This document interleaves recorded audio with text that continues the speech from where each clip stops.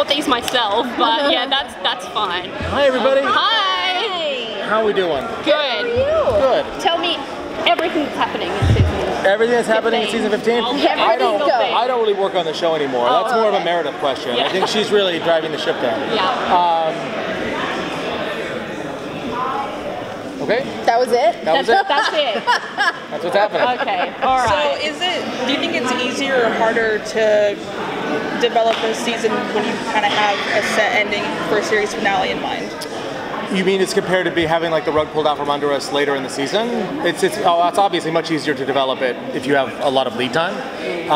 We knew last spring, and fairly quickly after we knew what the last moment was going to be, and so everything else has been a journey toward that moment, and that path has changed, and I'm sure will continue to change as we go through things, but we know how it ends, and I think we're all pretty happy with it.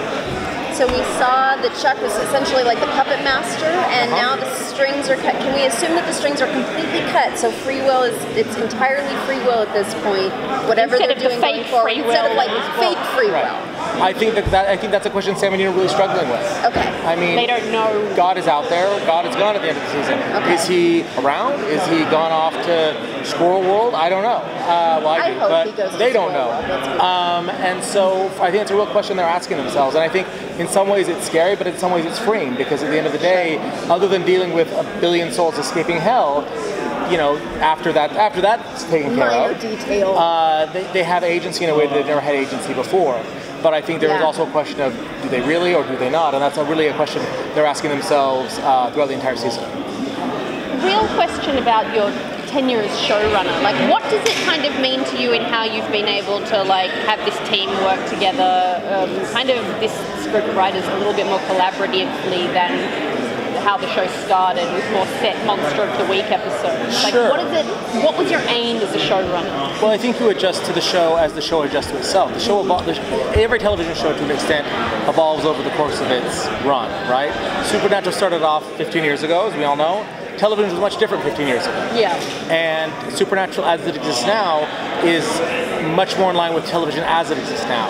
I think we're still one of the few genre shows that do spit one-offs and things like that, because we have the real estate to do it. If you have 8 episodes, you don't. And so for us, it's like you want to, and I love those stories, you want to keep that going, but I think the show would feel very old-fashioned if we were Law and Order tonally, if we were Law and Order with monsters. Yeah. And so the shows had to evolve, and I think, that started under Eric. It's because it really started in season 4 and 5, and that's where that. And you came in 4. That's where I came in, and it continued under Sarah, and it continued under Jeremy, and it's continued now. And I think Supernatural has always kind of been, I would call it its own thing, in that it has not been a trend-following show in some ways, but it's not like. You never want the show to go too far from its roots, but you want the show to feel current, if that makes sense. Yeah. How do you hope the show has made its impact on the TV industry itself? I don't know. A lot of people steal from us, if that matters. Yeah.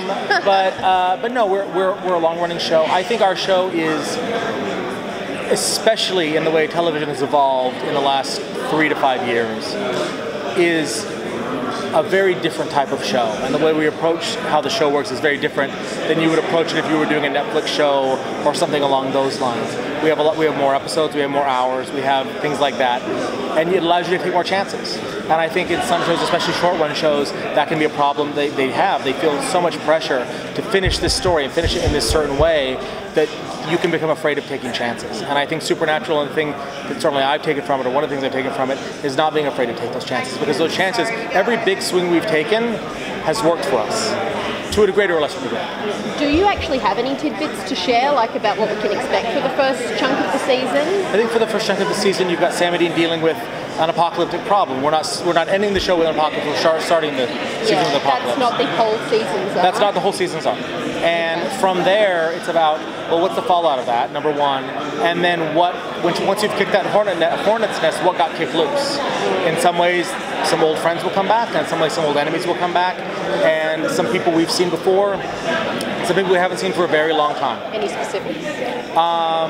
Yeah, sure. Rowena, Eileen. Eileen. Adam. Who else?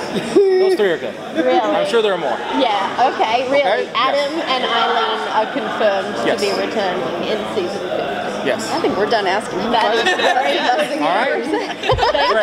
Thank you. Great. Thank you.